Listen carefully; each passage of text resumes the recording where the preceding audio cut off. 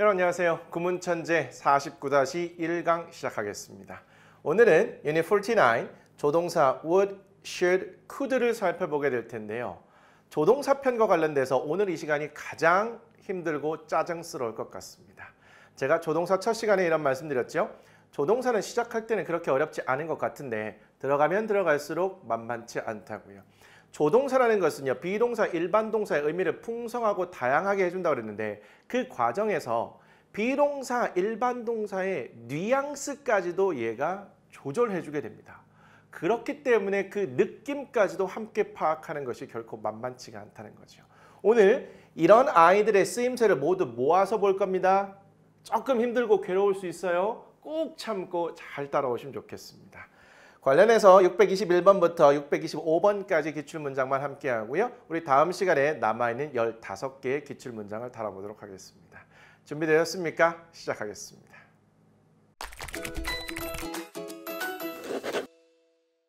자, 그럼 마음의 준비를 하시고 교재의 순서에 따라 차근차근 살펴보도록 할게요. 조동사 would, should, could는 단순히 will, shall, can의 과거형이 아니라고 했습니다. 얘네들은 주로 주전의 시제가 과거인 경우에 종속절에서 과거형으로 쓰인다라고 말씀드렸네요. 예문을 통해서 보여드릴게요. 더 중요한 것은 이들이 공통적으로 추측이나 가능성의 의미를 표현하고요. 가정법의 주절에도 사용이 된다는 것입니다. 오늘 would, should, could를 각각 따로따로 살펴보시게 될 거고요. 개념 정리 마지막 부분에 추측이나 가능성을 나타내는 조동사들을 싹 다 모아서 정도의 차이까지도 비교하며 보시게 될 겁니다. 그리고 가정법 조만간 살펴보시게 될 텐데 얘네들이 가정법의 주절에 사용되는구나 미리 한번 보고 가시면 가정법 다룰 때 조금 덜 생소하실 겁니다. 먼저 would부터 정리할게요. 여러분들 교재에 조동사 would의 용법 및 의미가 7가지로 제시가 되어 있습니다. 절대로 한 방에 여러분 것이 되지 않겠죠. 경우에 따라서는 더 많게 혹은 적게도 할 수 있는데 제가 보기에는 이 7가지 정도는 챙겨 가시는 게 좋겠다라고 생각해서 저는 7가지로 제시를 하는 겁니다. 공부하는 과정에서 힘들고 짜증스러울 겁니다. 근데 이렇게 한번 접근해 볼게요. 여러분이 무언가를 만들거나 고치려고 하는데 연장이 필요할 겁니다. 그런데 연장이 7가지가 있다는 걸 알고 만들거나 고칠 때와 연장이 뭐가 얼만큼 있는지 모르고 고칠 때는 굉장한 차이가 있을 겁니다. 또요. 식당에 갔는데 메뉴가 7가지라는 걸 알고 있는 상태에서 고르는 것과 그렇지 않은 상태에서 고르는 것은 큰 차이가 있겠죠. 이렇게 조동사 would가 7가지 용법 및 의미가 있다는 걸 안 상태에서 would를 만났을 때 용법 및 의미를 파악하는 것과 그렇지 않은 상태에서는 정말 큰 차이를 만들어냅니다. 조금 힘들더라도 이렇게 좀 긍정적으로 생각하시고 잘 좀 따라오시면 좋겠습니다. 1번부터 볼게요. 조동사 would는 과거에서 본 미래를 나타낸다고 합니다. 이게 무슨 말인가요? 기본적인 해석은 뭐일 것이다 할 것이다로 되는데 이거 will과 차이가 없어 보이는데요. 예문을 통해서 볼까요? I thought that he would come to the party. 저는 생각했습니다. 그가 파티에 올 거라고. 문장의 주어와 동사를 포함하고 있는 이 부분을 우리가 주절이라고 부르고요. 접속사 대절이 thought라는 동사의 목적어 자리에 들어가 있습니다. 얘를 우리가 종속절이라고 구별해 볼 수 있겠네요. 이러한 상태에서 문장의 동사가 과거형으로 나와 있습니다. 그리고 나서 대절 속에 있는 동사가 would come이라고 나와 있어요. 이때의 would라는 것은요. 문장의 동사가 과거인 상태에서 미래를 나타내는 would입니다. 그거를 어려운 말로 과거에서 본 미래다 이렇게 한다는 거죠. 그냥 해석은 well처럼 해주시면 되는데 기준 시점이 얘는 과거구나 이렇게 보시면 된다는 거예요. would가 과거로 쓰이는 가장 대표적인 예시가 되겠습니다. 해석 다시 갈게요. 저는 생각했습니다. 뭐라고요? 그가 파티에 올 거라고요. 두 번째로 갈게요. 자, 과거의 반복적인 행위, 하곤 했다는 우리 이미 살펴봤습니다. 단 주의하실 거, would는 과거의 반복적인 행위는 나타내지만 상태는 나타낼 수 없다고 그랬습니다. I would play soccer after school. 저는 축구를 하곤 했습니다. 방과 후에. 저는 방과 후에 축구를 할 겁니다. 물론 이때 would도요. 문장 간의 관계, 맥락에 따라서 더 정확하게 밝혀지긴 할 텐데 충분히 하곤 했다라고 해석은 할 수 있는 여지는 있습니다. 게다가 우리 would가 이런 의미를 갖고 있다는 걸 알고 있는 상태이기 때문에 이 would를 방과 후에 축구를 하곤 했다 이렇게 적용을 해볼 수 있는 거죠. 적용하는 사례가 늘고 그렇게 적용을 해보는 상태에서 성공의 경험이 늘면 자연스럽게 그냥 해석이 되는 날이 분명히 온다는 겁니다. 세 번째, 과거의 의지, 이런 것도 좀 생소하긴 할 텐데요. 이런 거 종종 씁니다. 볼게요. 주로 부정문이고요. 거절, 거부의 의미를 나타내서 뭐뭐 하려고 했다라는 뜻을 나타냅니다. 그러면 주로 부정문이라면 하려 하지 않았다 이렇게 해석은 되겠네요. 예문 통해서 확인할게요. This door wouldn't open this morning. 이 문은 오늘 아침에 열리려고 하지 않았습니다. 뭐 어떤 이유로든 꽁꽁 얼어서든 고장이 났든 뭐가 됐든 오늘 아침에 열리려고 하지 않았다는 겁니다. 해도 잘 안 열리더라고 이런 느낌이에요. 얘를 이 문은 오늘 아침에 안 열릴 것이다 이렇게 해석하면 매우 어색하고요. 이 문은 오늘 아침에 안 열리곤 했다 이것도 매우 어색하죠. 자, 부정문에서 과거의 의지를 드러낼 수 있다. 제가 이런 말씀 드렸나요? 조동사 will은요 주어의 의지를 나타낼 수 있다고 했습니다. 근데 얘가 would가 되면 과거의 의지로 부정적인 느낌을 주로 전달하는 문장에서 쓰일 수 있다고 했습니다.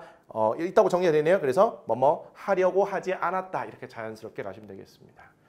여기에 나와 있는 1, 2, 3번이요. 조동사 would가 과거와 관련된 이야기가 되겠습니다. 자, 이제 4번으로 넘어가 보겠습니다. 가정법 과거 또는 과거 완료의 주절에 쓰일 수 있다라고 나왔는데요. 가정법은 기본 패턴이 이렇습니다. if 주어 동사 컴마 다시 주어 동사로 마무리되는 이러한 패턴에서 if가 포함하고 있는 주어 동사 부분을 전체적으로 종속절이라고 부르고요. 문장의 주어와 동사를 포함하고 있는 이 부분을 주절이라고 부릅니다. 종속절이 if를 포함하고 있기 때문에 if절이라고 부르기도 하고요. 얘는 주절을 수식하기 때문에 부사절이라고 부르기도 합니다. 어쨌든 우리 가정법에서는 if절로 이렇게 간단하게 보도록 할게요. 자, 그러면 종속절이라는 말 지우고 그냥 if절로 이렇게 표현해 볼까요? 그런데 문장의 주어와 동사를 포함하는 부분을 주절이라고 한다는 겁니다. 여기에서 이 주절의 동사 자리에 조동사 would, could, should, might가 포함된다는 것이 가정법의 매우 중요한 특징입니다. 어쨌든 지금 would를 살펴보고 있기 때문에 주절의 동사에 would가 포함될 수 있다는 거죠.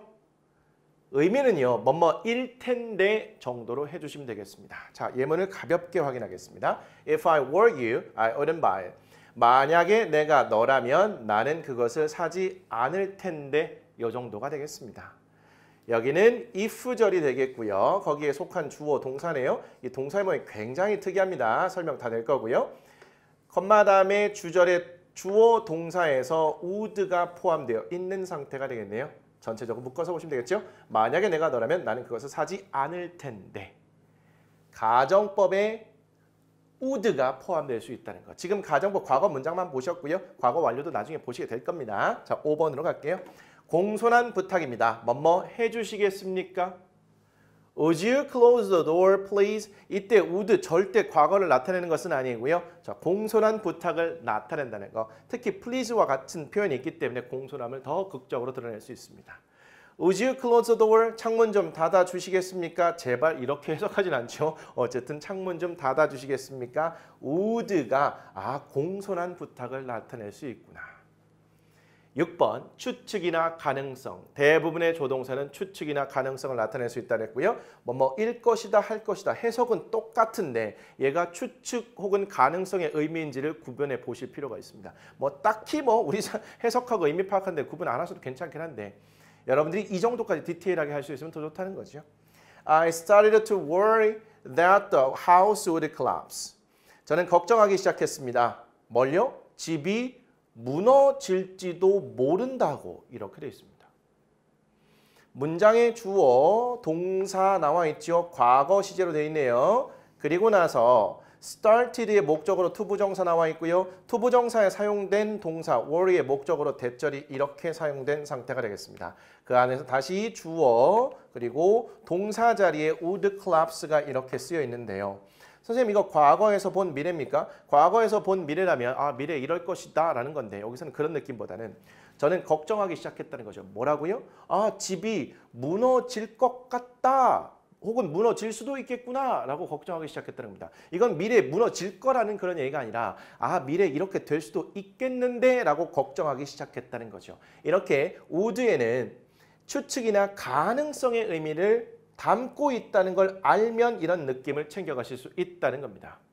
추측이나 가능성 좀 잘 좀 보시죠. 자, 7번. 많은 분들이 생소하실 텐데요. would가 반어적인 느낌을 전달해서 의문문에서 하겠어? 이렇게 해석이 되기도 합니다. 그런데 얘는 하겠어? 당연히 그렇지 않다. 이런 느낌까지도 포함한다는 거예요. 예문을 통해서 확인할게요. She is my friend. Why would she hate me? 그녀는 내 친구야. 왜 그녀가 날 싫어하겠어? 당연히 싫어하지 않지. 이런 느낌이라는 겁니다. 특히 why라는 의문사와 함께 why would 주어 동사 패턴이고요. 왜 주어가 동사 하겠어? 당연히 그렇지 않지. 이러한 반어적인 느낌을 전달하는 거. 특히 why would가 묶여 있는 경우에 그러한 상황을 강하게 의심해 보시기 바라겠습니다. 일상생활에서는 이 패턴도 상당히 많이 씁니다. 다시요. She is my friend. 그녀는 내 친구야. Why would she hate me? 왜 그녀가 날 싫어하겠어? 당연히 안 싫어하지. 이런 느낌 되겠습니다. 자, 전반적으로 would의 내용들을 쭉 살펴봤습니다. 여러분들이 would를 만났을 때 잘 해결이 안 되잖아요. 여기로 오셔서 어떤 걸로 쓰인 건지 한번 적용해 보는 연습을 꼭꼭 좀 해주시기 바라겠습니다. 물론 여기에 없는 것도 있겠죠. 그런 것들은 나중에 얼마든지 실력이 쌓이면 여러분들 스스로 다 해결하시게 될 겁니다. 이 정도만 챙겨가셔도 아주 훌륭합니다. 자, 이제는 두 번째 조동사 should로 가겠습니다. 조동사 should 네 가지 용법 및 의미를 준비했는데요. 여러분들이 should를 만났는데 해결이 안 되면 또 여기 오셔서 참고해 보시면 좋겠죠. 먼저 조원, 충고, 제한과 약한 의무는 묶어서 가도록 하겠습니다. 여러분들이 should 하게 되면 해야 한다 이것만 딱 떠올리시는데요. 그렇지는 않습니다. 1번부터 볼게요. should는 조원, 충고, 제한의 의미로 뭐뭐 하는 것이 좋겠다 이렇게 쓰일 수 있고요. 약한 의무보다 이게 더 많습니다. 예문을 통해서 확인해 볼게요. I think you should exercise regularly. 저는 생각합니다. 당신은 규칙적으로 운동하는 것이 좋겠다고요. 물론 얘를 당신은 규칙적으로 운동해야 합니다. 이렇게 해석을 해도 의미는 전달이 되죠. 그런데 운동해야 한다는 것이 의무인가요? 그런 거라기보다는 나라는 사람의 생각에 당신은 규칙적으로 운동을 하는 것이 좋겠습니다. 라는 조언, 충고, 제안의 의미로 should를 썼다고 보시는 것이 더 좋겠죠. 약한 의무 해야 한다고 가볼까요? You should wear uniform. 당신은 교복, 제복을 입어야 합니다. 교복이나 제복을 입는 것은 일종의 의무 쪽에 가깝다고 볼 수 있겠습니다. 자, 해야 한다로만 해석을 해도 약한 의무로 이해할 수도 있고 조언, 충고, 제안으로도 이해할 수는 있겠습니다. 여기서 중요한 포인트는 should가 의무뿐만 아니라 조언, 충고, 제안을 나타낼 수도 있다는 거. 그리고 조언, 충고, 제안일 때는 이렇게 해주시는 것이 조금 더 적절하겠다. 이런 말씀을 드리는 겁니다. 자, should에도 추측이나 가능성의 의미가 있습니다. 뭐뭐일 것이다. 그러면 would하고 뭔 차이가 있죠? 정도의 차이는 후반 부분에 보여드린다고 했네요. 자, 예문 통해서 확인합니다. He should be there by now. 자, by 다음에 시간표현이 나오면 언제까지 혹은 그때쯤 이런 뜻을 나타냅니다. 여기에서는 지금쯤이면 그는 거기에 있을 것입니다. 혹은 거기에 도착했을 것입니다. 이런 느낌이 되겠습니다. 얘도 추측이나 가능성을 나타내지요. 이것만 알고 있었다면 이렇게 해석하는 거 굉장히 어려울 겁니다. 알고 있어야 해석도 해보는 거예요. 자, 네 번째로 갈게요. 사실 이 네 번째는요. 문법적 영역이긴 합니다. 중학교 3학년 과정부터 특히 고등학교 과정에서는 단골로 출제되는 영역인데요. should라는 조동사가 당연히 해야 함을 나타내는 대절에 사용이 될 수 있습니다. 대절 앞에 주장, 제안, 명령, 요구, 조언 등의 동사, 형용사, 명사가 나오는 경우고 이때 should는 생략이 가능합니다. 이때 생략된다는 것 때문에 살짝 여러분들이 이제 혼란에 빠지게 되는데요. 예문을 통해서 보여드리겠습니다. 둘 다 2021년 기출문장에서 나왔던 겁니다. 이거 심심치 않게 나온다는 거죠. 첫 번째, her doctor strongly recommends that she should stop playing tennis for a month. should가 있으면 어렵지 않은데 should가 없을 때 이제 문제가 발생한다고요. 그녀의 의사는 강하게 권합니다. 뭐 조언한다고도 볼 수 있겠죠. 그녀가 테니스 치는 것을 한 달 동안 멈춰야 한다고. should가 있는 경우에 자연스럽게 이렇게 되겠습니다. 자, her doctor 주어고요. strongly 부사고요. recommends가 동사가 되겠죠. 그리고 나서 대절이 recommends의 목적어로 쓰인 상태에서 주어 나와 있고요. should 동사 원형은 뭐 자연스럽습니다. 그런데 should가 생략되고 동사 stop이 나오면 시 일치가 엉망이죠. 안 돼 있는 상태입니다. She stop 이거 말 됩니까? She stops나 stopped나 뭐 이렇게 되어 있어야 될 거 아니에요. 근데 she stop 이렇게 되어 있어도 맞는 문장이라는 거예요. 우리는 should가 생략돼 있기 때문에 그렇게 할 수 있는데 어떻게 할 수 있죠? 잘 보세요. 대절 앞에 있는 문장의 동사 자리에 조언과 관련된 동사가 있습니다. 의사가 강하게 조언하고 권한다는 것은요. 당연히 그렇게 해야 하는 상황이죠. 그렇기 때문에 당연히 그렇게 해야 돼요. 너무나 당연한 거기 때문에 뻔해요. 뻔한 경우는 생략해버리죠. 그래서 should를 쓰기도 하고 얘를 생략하기도 하는데 생략하고 나면 문법적으로 이상해 보이지만 그렇지 않다라는 것을 우리는 이제 이러한 내용을 통해서 알 수 있다는 얘기가 되겠습니다. 그녀의 의사는 강하게 권합니다. 조언합니다. 그녀가 한 달 동안 테니스 치는 것을 멈춰야 된다고요. 뭔가 엘보우 같은 데 문제가 생겼을 수 있고 무릎 같은 데 문제가 생겼을 수 있겠죠. 그래서 한 달 동안 테니스 치는 것을 잠시 좀 멈춰주세요. 그래서 회복이 나고 난 다음에 다시 하세요. 그런 내용이겠죠. 자, 하나만 더 볼게요. Amy wants to suggest that Terry should increase the size of the letters on the poster. Amy는 제안하기를 원합니다. 제안하고 싶어 한다는 거죠. Terry가 글자 크기를 키워야 한다고 포스터에 있는 이렇게 갈게요. Am이 주어고요. wants 동사, 목적어로 투부정사가 나와 있고요. 목적어 자리에 쓰인 suggest라는 동사가 대절을 목적어로 받고 있는 상태가 되겠습니다. 그 안으로 들어갔더니 Terry가 주어고요. should increase가 있으면 아무 문제가 없는데 should가 생략된 채로 increase가 연결되어 있으면 얘 또 수일치, 시제일치가 엉망인 상태입니다. 그래서 테리하고 increase가 어쨌든 맞지 않은 상태잖아요. 근데 우리는 여기 increase 앞에 should가 생략되어 있는 걸 알 수 있어요. 왜요? 에이미가 제안하기를 원한다는 거죠. 상대방에게 제안할 때는 당연히 그렇게 했으면 좋겠다는 느낌을 감고 제안하는 거죠.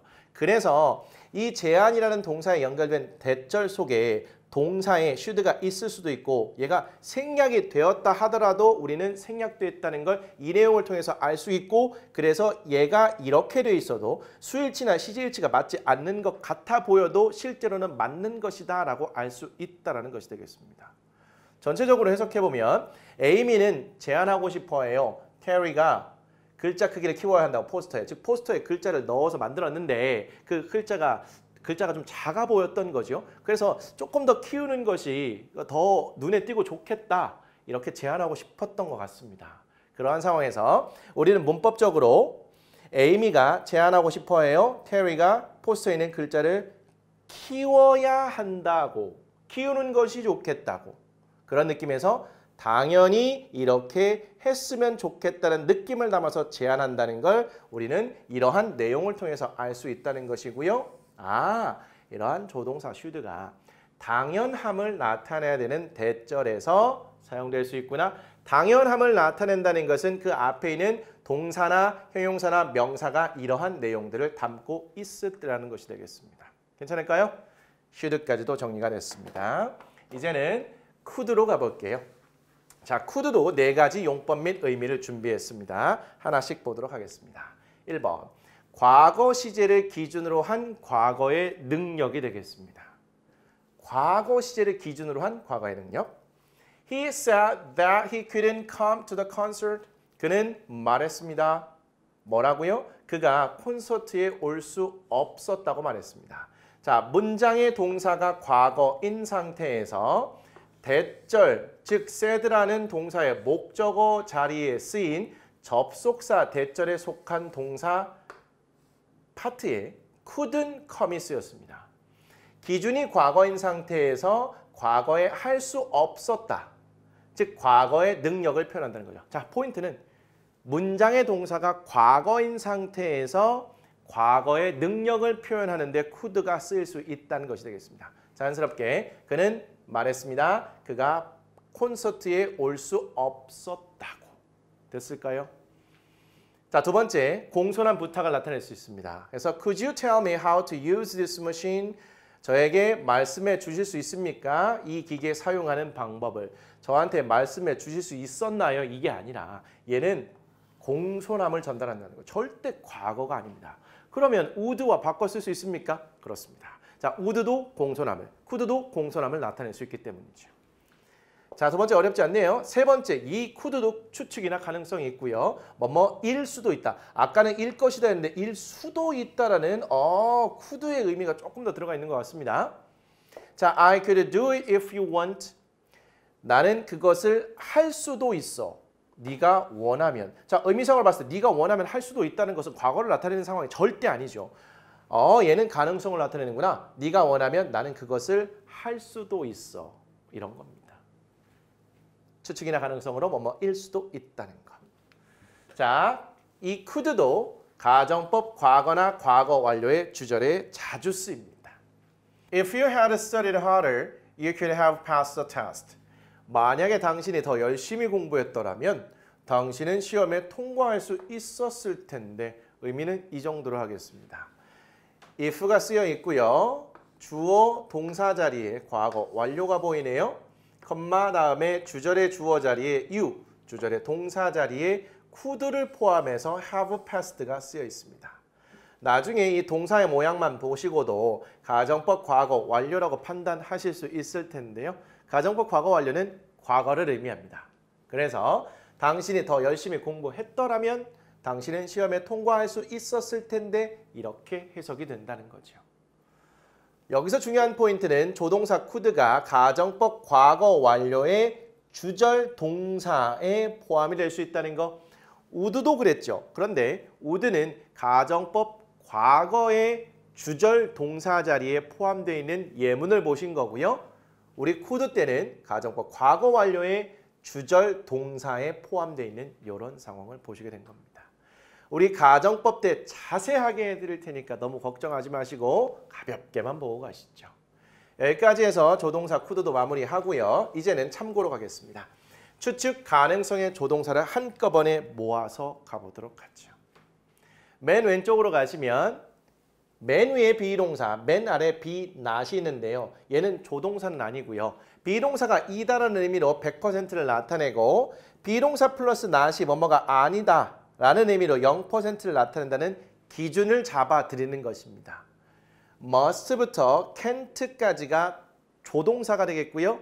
must 쪽으로 갈수록 100%에 가까워지고 can't 쪽으로 갈수록 0%에 가까워진다. 이렇게 보시면 되겠습니다.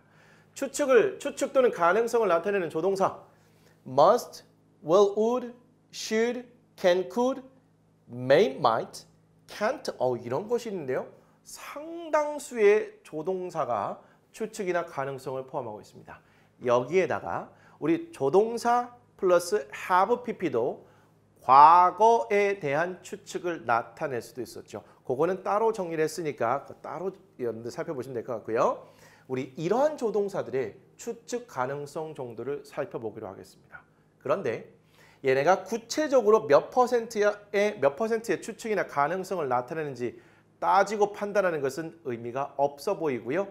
위쪽으로 갈수록 100%에 가까워지고 아래쪽으로 갈수록 0%에 가까워진다. 자, must는요. 뭐뭐 임에 틀림없다는 추측을 나타낼 수 있었죠. 근데 뭐뭐 임에 틀림없다니까 추측인의 가능성 정도가 상당히 높다고 보시면 되겠죠. will, would, should는 뭐뭐일 것이다 의미가 다 똑같이 나와 있습니다. 그런데 정도의 차이는 조금 있습니다. 자, would, should, could, might 우리가 과거로도 쓰일 수 있는 이런 아이들은요. will, can, may보다 추측이나 가능성 정도가 한 단계 낮다, 조금 떨어진다 이렇게 기준을 잡고 보겠습니다. 그러면 will과 would는 똑같이 일 것이다 라고 해석은 되지만 가능성 정도가 would는 will보다 살짝 낮다 이렇게 보시면 되겠죠. should는 would보다 살짝 낮은 단계인데 뭐 얘네들의 추측 가능성 정도를 따지는 건 큰 의미가 없어 보입니다. 어쨌든 뭐일 것이다 라는 느낌으로 해석을 하면서 추측 가능성을 나타내는구나. 이 정도까지 아시죠? 자, can도 추측을 나타낼 수 있습니다. 뭐뭐일 수도 할 수도 있다고 could도 똑같이 뭐뭐일 수도 할 수도 있다라는 건데 가능성 정도가 could가 can보다는 낮겠죠. 그렇게 보시면 되겠네요. 자, may와 might는 뭐뭐일지도 모른다, 뭐뭐일지도 모른다 해석이 똑같습니다. 이건 굉장히 약한 추측 쪽에 속한다고 보시면 되겠죠. 그런데 may와 might는 might가 may보다 한 단계 떨어진다고 보셔도 괜찮고요. 뭐 얘는 크게 구분 없이 쓰이는 것 같습니다. 자, 그리고 can't로 가시면 얘가 부정의 의미를 나타내는 뭐뭐 일리가 없다는 강한 부정적 추측을 나타낼 수 있다고 그랬죠. 그래서 얘는 0% 쪽에 가깝다 이렇게 보시면 되겠죠. 자, must와 can't는 딱딱 떨어집니다. 그렇죠? may와 might는 약한 추측 쪽에 속하고요. will과 would는 높은 추측 쪽에 속하고 중간에 이런 것이 들어가 있다라고 보시면 되겠습니다. 괜찮을까요? 이 정도로만 나누셔도 괜찮고요. 더 중요한 건 얘네가 추측이나 가능성을 나타낼 수 있다. 예문을 통해서 확인하죠. He is a genius. 그는 천재이다. 그냥 사실을 이야기하는 거죠. 100%로 보시면 되겠습니다. 맨 밑으로 가시면 He is not a genius. 그는 천재가 아니다. 그냥 사실. 천재가 아니라는 0%의 사실을 전달하는 겁니다. 자, 위로 갑니다. He must be a genius. 그는 천재임에 틀림없다. He will be a genius. 그는 천재일 것이다. He would be a genius. 그는 천재일 것이다. 가능성은 얘보다 살짝 떨어지네요. He should be a genius. 그는 천재일 것이다. 자, 그런데요. should에 당연성의 의미가 담겨 있다라는 부분을 몇 번 보신 것 같습니다. 그러면 추측이나 가능성을 나타낼 때도 아, 그가 당연히 천재겠지 이런 느낌이라는 겁니다. 그럼 당연히 천재면 얘네보다 더 높은 거 아닙니까? 얘는 뭐뭐일 것이라는 거니까 100% 조금 더 가깝다고 보시고요.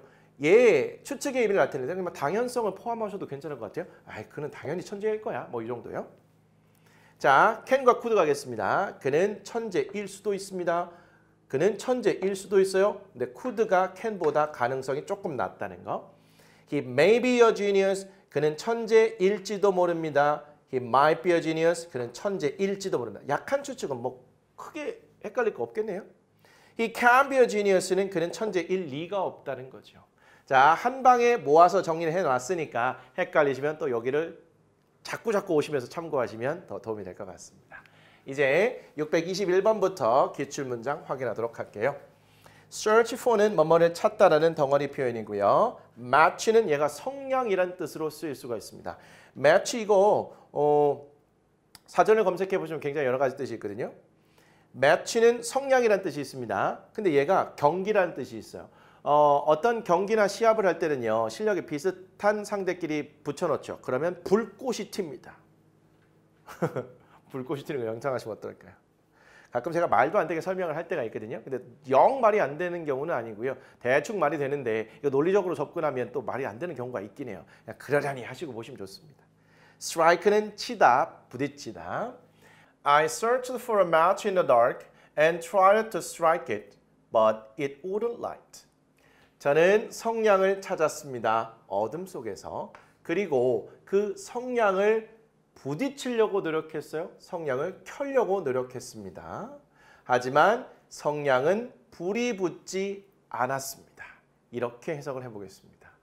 I가 주어고요. 동사 자리에 searched가 쓰여 있는데 우리는 search for가 하나의 덩어리 표현이라는 거 그러면 목적어까지 한 방에 묶어서 가시죠. 전치사, 명사, 접속사 다음에 동사의 과거형이 나와 있으니까 앞에 찾아볼까요? 얘가 1번, 얘가 2번 되겠죠. 그리고 tried의 목적어로 투부정사가 나와 있고요. 투부정사에 포함된 strike라는 동사의 목적어로 it이 있는데 이때 it이라는 것은 앞에 있는 성량을 가리키겠죠. 그리고 나서 접속사 나와 있고요. 다시 it 주어 자리에 나와 있는데 이때 it도 마찬가지로 성량을 가리킬 겁니다. 중요한 포인트는 동사 자리에 wouldn't light가 되어 있다는 겁니다. 그러면 이때 light라는 것은 동사로 쓰였다고 볼 수 있겠죠? light 사전에 검색해 보시면 굉장히 여러 가지 품사와 뜻으로 쓰이는데요. 얘가 동사로 쓰이면 불을 붙이다, 불이 붙다 이런 뜻이 있습니다. 여기서는 목적어 없기 때문에 불이 붙다라고 보시면 되겠죠. 제가 어둠 속에서 성냥을 찾았습니다. 그리고 그 성냥을 부딪혀서 켜려고 노력을 했죠. 하지만 그 성냥은 불이 붙으려고 하지 않았습니다. 과거의 고집이나 의지를 나타낸다고 보시면 되겠죠. 이 성냥에 불이 잘 안 붙어요. 굉장히 답답하고 속상한 그런 상황이라고 보셔야죠. 그것은 불이 붙지 않을 겁니다. 이렇게 해석하면 매우 어색한 겁니다. 성냥은 불이 붙으려고 하지 않았습니다. 자연스럽게 불이 안 붙었습니다. 이렇게 가시면 되겠죠. 이렇게 wouldn't의 의미를 판단할 수 있겠네요. 부정문과 함께 쓰여서 하지 않으려 하다라는 느낌을 전달합니다. 622번. 자, practically는 사실상, value는 가치, require는 요구하다, take a risk는 위험을 감수하다. 정말 많이 나오네요. failure, 실패, reject는 거부하다, 거절하다. Practically anything of value requires that we take a risk of failure or being rejected. 사실상 가치 있는 어떤 것이든 요구합니다. 우리가 실패 또는 거절당하는 위험을 감수할 것을 이 정도로 볼게요. 자, practically는 부사고요. anything이 문장의 주어인데 긍정문에 any가 포함된 말이 있으면 어떤 뭐뭐라도 이렇게 해석하면 된다고 그랬네요. 자, 그 다음에 of 명사까지 이렇게 붙어 있습니다. 원래 of는 의라는 의미가 가장 대표적이라고 했고요. 이때 의는 소유를 나타낸다고 그랬습니다. 그런데 경우에 따라서 소유의 의미이긴 한데 조금 풀어서 뭐뭐를 가진, 뭐뭐가 있는 이렇게 해야 될 때가 있거든요. 바로 이 상황입니다. 그래서 가치 있는 어떤 것이든 이렇게 풀어서 가세요. 그리고 동사 자리에 requires가 있네요. 그리고 나서 require 동사의 목적어로 대절이 이렇게 나와 있는 상태입니다. 그러면 얘가 요구하다니까 주장, 제안, 요구, 명령, 조언 등의 동사, 형용사, 명사가 있고 나서 대절이 있으면 그 뒤에 should가 포함되어 있어야 된다. 이걸 떠올리셔야겠죠. 그리고 나서 보니까 주어 있고요. 동사가 바로 나왔네요. 그러면 우리는 여기는 should가 생략되어 있다라고 보셔야겠죠. 요구한다는 건 당연히 그렇게 하면 좋겠다는 마음으로 요구를 하는 거죠. 그래서 당연성을 나타내는 should가 포함되어 있다. 없다 하더라도 의미적으로, 문법적으로 여러분들 잘 보셔야 되는 겁니다. 자, 그 다음에 take a risk가 함께 묶여 있고요. 그리고 of 전치사의 목적어로 명사 하나와 자, 이것도 보셔야겠네요. 동명사가 수동태 형태로 붙어 있는 상태가 되겠습니다. 이거 당황하실 필요 없네요. 전체적으로 의미 파악합니다. 사실상 가치 있는 어떤 것이든 다음과 같은 것을 요구한답니다. 뭘 요구해요? 실패 혹은 거절당하는 위험을 감수해야 한다는 것을 요구한다는 겁니다. 뭔가 가치가 있는 것은요, 쉽게 얻을 수가 없는 거죠. 실패도 할 수가 있고요. 혹시 거절당할 수도 있습니다. 그런 위험을, 어려움을 당연히 감수를 하고서 도전을 해봐야겠죠. 자, 623번.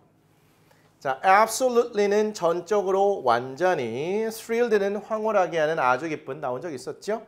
communicate은 소통하다.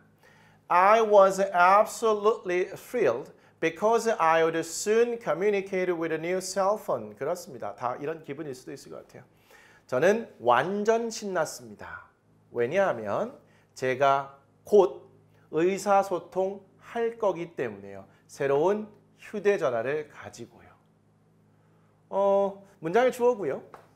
비동사 다음에 과거 분사가 이렇게 보어 자리로 연결되어 있다. 전체적으로 보셔야겠죠. 자, 그 다음에 접속사 나오고요. 주어 동사 자리에 would를 포함해서 이렇게 나와 있습니다. 그리고 전치사, 명사죠. 뭐 이 문장은 간단하네요. 저는 매우 신났습니다. 신난 게 과거 시점이죠. 왜냐하면 제가 곧 새 휴대전화를 사서 그걸 가지고 이게 소통을, 대화를 할 거기 때문에요. 과거를 기준으로 해서 바라본 미래라고 이렇게 보시면 되겠죠. 자, 624번입니다. law는 법을 가리키고요. require 요구하다 또 나왔습니다. at least 적어도 또 나왔고요. publish 출판하다, 발행하다. For example, Swedish law requires that at least 2 newspapers be published in every town. 예를 들어 스웨덴 법은 요구합니다. 최소한 2개의 신문이 발행되어야 한다는 것을 모든 마을에서. 자, for example은 예를 들면 연결하고요. Swedish law가 주어, requires가 동사죠. 그런데 requires 다음에 목적어로 대절이 나와 있습니다. 그러면 대절 동사의 should를 예상하고 가셔야겠죠. At least 2 newspapers가 주어고요. 동사를 봤더니 be published라고 굉장히 독특하게 나와 있는데 우리는 이 자리에 should가 생략돼 있다는 걸 볼 수 있습니다. 따라서 이상하지 않다는 걸, 그리고 의미 파악도 얼마든지 가능한 상태네요. 자, in 전치사 명사입니다. 예를 들어 스웨덴 법은 요구한답니다. 다음과 같은 사항을요. 최소한 2개의 신문이 발행되어야 한다는 것을 모든 마을에서. 모든 마을에 1개의 신문만 발행이 된다면 여론의 왜곡이 있을 수 있습니다. 따라서 2개 이상의 신문이 다른 논조로 발행이 된다면 그 신문들을 사람들이 보고 사실을 제대로 파악하고 이해할 수 있을 가능성이 높아지는 거죠. 어쨌든 여론의 독점, 왜곡 이런 걸 막기 위해서 법적으로 이렇게 제한하고 있다라고 보시면 되겠죠. 무언가를 요구한다는 것은 당연히 해야 한다고 생각하고 요구한다. 이렇게 연결하시면 좋겠습니다. 매우 독특하지만 여러분들은 보실 수 있습니다. 오늘의 마지막 문장 625번입니다. accept는 받아들이다, vegetable 채소, payment는 지불금, 납입이 되겠습니다. The good doctor would accept vegetables, eggs, or even a smile thank you in payment. 정말 착한 의사네요. 그 착한 의사는요, 뭐 좋은 의사라고 해도 괜찮고요. 받아주곤 했습니다. 받아들이곤 했어요. 채소, 달걀 혹은 아주 단순한, 간단한 감사조차도 지불금으로 이 정도가 될 텐데요. the good doctor가 주어고요. 동사 자리에 would accept가 쓰여 있는데요. 이때 would는요, 뭐뭐 하곤 했다는 의미를 나타냅니다. 이 문장 자체만으로는 판단하기는 좀 쉽진 않을 텐데 기출문장 한번 참고해 보시면 좋을 것 같고요. 그러면 이때 would가 하곤 했다라는 의미로 쓰였다는 걸 확인해 볼 수 있고요. 어쨌든 would가 하곤 했다는 의미가 있다는 걸 알아야 그렇게 적용도 가능한 겁니다. 그 좋은 착한 의사는 받아들이곤 했습니다. 뭘요? 채소, 달걀 혹은 아주 간단하거나 단순한 감사의 말까지도 어떤 진료나 치료의 대가, 돈으로서 받아주곤 했다는 겁니다. 돈을 내야 되는데 돈이 없어요. 그래서 대신 뭐 이런 거 주면 안 됩니까? 그랬는데 뭐 그렇게 하시죠. 라고 이렇게 받아주곤 했다라는 그런 의미로 보셔야겠네요. 자, would accept를 챙겨보시기 바라겠습니다. 자, 오늘 준비된 내용은 여기까지고요. 우리 다음 이 시간에 49-2강을 통해서 오늘 살펴보신 내용들 15개의 기출문장을 살펴보겠습니다. 예습이 가능하실 것 같습니다. 꼼꼼히 하시되 조동사 파트에서 도대체 얘가 뭔 의미로 쓰인 것인지 고민해보고 오시면 좋을 것 같습니다. 그러면 실력은 훨씬 더 빠르게 늘 것 같습니다. 수고하셨습니다. 다음 시간에 뵙겠습니다.